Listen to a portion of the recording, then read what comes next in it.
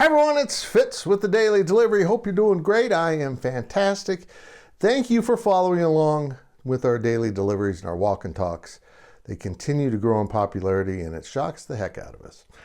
But we appreciate it. If you're not subscribing to the YouTube channel, please do so. It helps us out. We're reaching tons of K-Staters. And thanks to everyone who stopped by the other night at the basketball game to tell me they watched these videos. It's kind of cool. On with the DD and the curious case of the NCAA not having equitable rules for football and other sports when it comes to redshirting players. And of course, a few years back, the NCAA decided to allow football players to play up to 4 games, a third of the regular season, and maintain their red shirt. It's been the hopes that Will Howard the last 2 years could play 4 or fewer games and get his red shirt, but that didn't work out either year. But other players, it did work out for. But here's what's interesting is as the season progressed, everyone either used those 4 games for those players or they stuck them at 3 so they could save them for postseason play. If you're the case of a Big 12 champion, you had to play that extra game. You played 14 games. And then before the bowl game, there was a petition to allow players to play a 5th game so they could fill in for injured or departed players at the bowl game. And the NCAA said, sure, which kind of made everyone mad that had saved a game for the bowl game and hadn't squandered that already.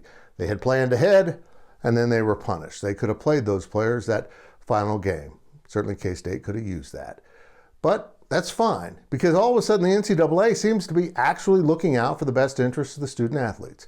And maybe playing a little bit of their season is in their best interest to help them mature as players and people and feel more in contact with the program instead of just departing because they redshirted and didn't feel fully included.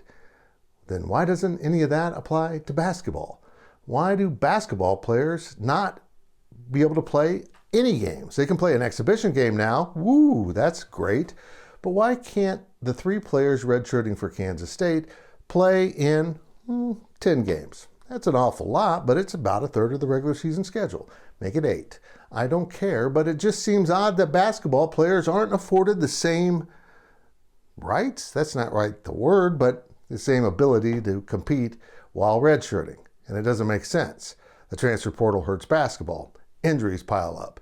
Kansas State currently only has 9 players that it can play that are on scholarship because they're trying to redshirt 3 and David Gasson is injured. It would be nice maybe to be able to plug in a player here and there during this stretch when they might be shorthanded, get them some valuable experience, and not burn their red shirt. But again, the NCAA doesn't always make sense. So what is good for football apparently isn't good for basketball. Go figure.